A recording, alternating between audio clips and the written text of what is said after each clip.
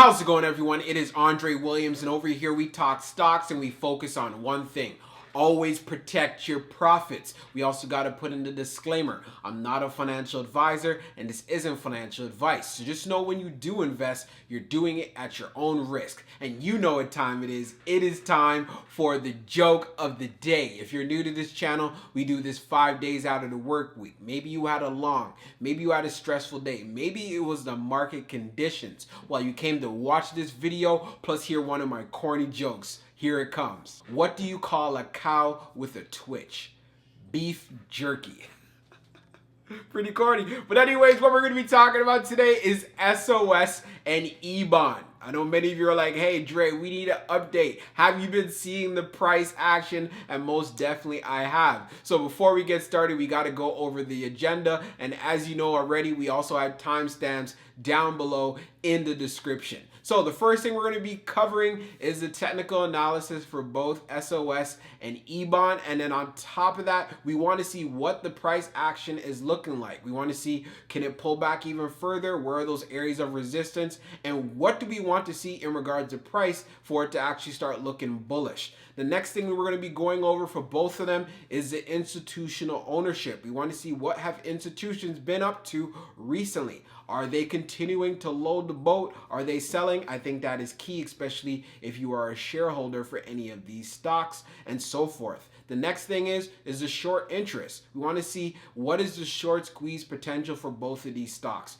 We've seen that they've been beaten down pretty bad, and it's only a matter of time before we start seeing a big time bounce. So that's the reason why I wanted to share that with you guys. And then when all of that is done, I'll be giving you guys my final thoughts. So let's get into it. So we're going to be doing a technical analysis for SOS. So let's take a look at its overall performance on the day. So it ended up closing at $3.96, being down 7.26% on the day. On the low, it tested $3.85, and then on the high, testing $4.53. So as we could take a look at the chart, and we spoke about this yesterday, we could possibly be getting a test here to $3.80 level, but we ended up testing $3.85 and bouncing off of that quite nicely, as you guys could see over here. And the fact that we closed at $3.96 was actually good to see, but we do know as well we wanted to see that $4 area of support actually hold up. So the fact that it actually broke through that and also finished the day below that, I could see even more downward pressure going on for SOS. It is below all of our indicators, which is the 100-day, the 200-day, and as well as the 21-day EMA. So the pattern is definitely looking bearish. Even if we take a look down below over here, we take a look at the RSI, it's in the 30 range, so it's definitely been oversold. So if we see any more downward pressure going in for tomorrow, look out for that 380 level to see another retest. If this area does end up breaking, we could see back here on the 20th of April, we ended up testing areas as low as 355, but in this case, we could possibly get a test of 360. But again, this is only if that 380 level does end up breaking. In order for SOS to start looking bullish again, it'd have to reclaim back to the 21-day EMA and getting back to at least $4.08. So that's something that we'd want to see. So we want to see some strong price action above $4 come tomorrow, and if it doesn't tomorrow, we want to see that sometime next week. We already know this $4 level is a key psychological level as well, and I feel like we can get really comfortable there if we're able to hold it down there for quite some time throughout the day and so forth. The next level that we want to be looking out for is seeing it reclaim back to that 410 and as well as that 420 level. These were levels that we were very comfortable with. Once we're able to actually build up support and consolidation back within these areas, especially 420, then we can come back up to the 100-day and the 200-day and start looking bullish. So that's the update I want to give you guys. Look forward to seeing what's going to be happening tomorrow. So we're now on fintel.io and we're taking a look at the institutional ownership and as well as the short interest information for SOS. So as we scroll down on the page, green rows indicate new positions while red rows indicate closed positions. And as we could see here as of late, and we've been keeping our eyes on this, institutions are definitely looking bullish on SOS. If we take into consideration what went down for today alone, we have Sigma Planning Corp and as well as First National Trust. Their position sizes are also considerable. We see that Sigma got in with 21,000 shares and First National going in with 10,000 shares for May the 6th, which is today, which is great to see. And we only have one institution, which was Kilgenstein and Fields Co., which we covered on April the 29th, that ended up closing their positions. But beside that, things are definitely looking bullish for SOS, as you guys could see. So if we take a look at the short interest information, the short volume ratio we have is 26%, and this taking consideration of yesterday being May the 5th. Now what this looks like, so that means for the shares traded at 32 million, 8.2 million of those shares were actually sold short. We take a look at the short shares availability. As of 5 minutes ago, it's at 950,000, and the short borrow free rate stands at 11.56%, which is fairly high. If we take a look at the history of the short volume ratio, it's definitely looking pretty good right now and definitely gives us some short squeeze potential. It was low in the past, but it's definitely showing a high here for the 5th, and I can't wait to see how it looks later on today. But being at 25 or 26 when we round up is definitely opening up a short squeeze for SOS stock. I'm going to be doing a technical analysis for EBON International, ticker symbol EBON, which ended up closing the day at $3.31, being down 11.97% on the day. On the low, it tested $3.22, and then on the high, testing $3.77. So we can see right away from the chart, it's definitely looking very bearish, and there could be a potential for some more downward movements, and it could be a test even around this $3 level. Even though we are at the 52-week low being at 322, I still do see a possibility of testing 3, and I think this does provide a great opportunity who believes in EBON long term. Even if we take a look at the RSI down below, it is definitely oversold, being below 30.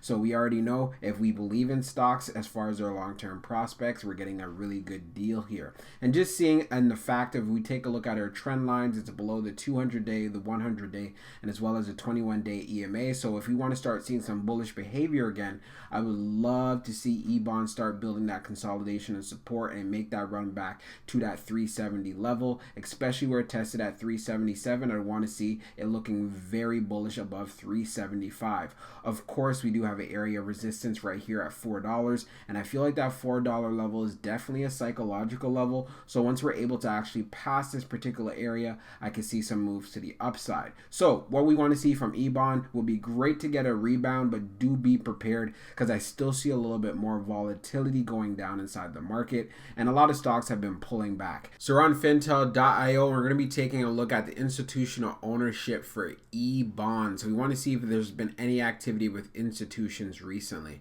So as we scroll down on the page, we can see here the last activity we've been seeing from institutions was here on April the 30th in regards to what they've been doing. We know creative planning, which we've covered previously in the video. So we haven't seen anything recently as compared to SOS. So now let's move on to the short interest. As we take a look at the short interest information for EBON, we see the short volume ratio is at 15%, and this is taken into consideration May the 5th, which was yesterday. So what does this look like? So overall market volume, so these are the shares that were traded, was at 13.1 million, and out of all of those shares, 1.9 million were actually sold short. And we take a look at the short shares availability, we have about 1.3 million, and this was updated as of 7 minutes ago. And also if we take a look at the short borrow free rate, that was also recently updated, it's at 1.94%. If we take a look at the history of the short volume ratio, it was definitely high in those periods from April the 26th leading up to May the 3rd, but we can see it's kind of cooling off a little bit. But again, I'm pretty sure there's many who are still holding their positions because they see some more downward pressure in EBON. So this is what it's actually looking like, but I definitely do see there could be some room for upside, especially if the overall market recovers. We know a lot of stocks have been getting beaten down, so this is just something to keep in mind and to keep you guys inside the loop. So for my final thoughts for SOS and EBON, both of these stocks have shown to break through key support levels at $4. One thing we're noticing with SOS is holding up fairly strong, and part of the reason being is they had a pretty good earnings report. The sentiment overall in general was good, and we're looking forward to seeing what those prospects look like. And it's also no surprise why I'm seeing institutions are also loading up on SOS as well, because even with that earnings report, it did not even include their pivot into cryptocurrency.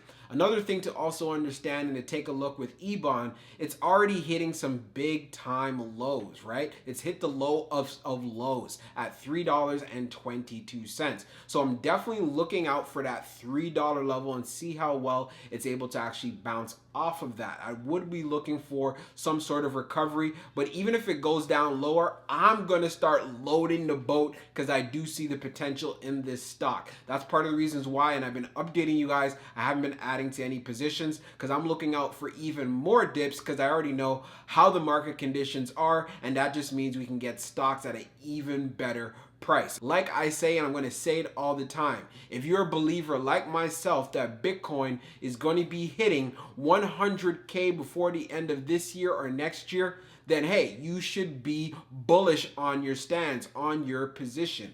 We already know I'm down to hold these stocks for at least 1 year. So that's part of the reasons why I have no intentions of selling whatsoever. It doesn't matter how much volatility there is. And it just comes down to me looking for the best price to even average down further. And that's part of the reasons why I do see some more room for a pullback. So that's to kind of keep you guys in the loop in regards to what is going on. We'll be talking real soon.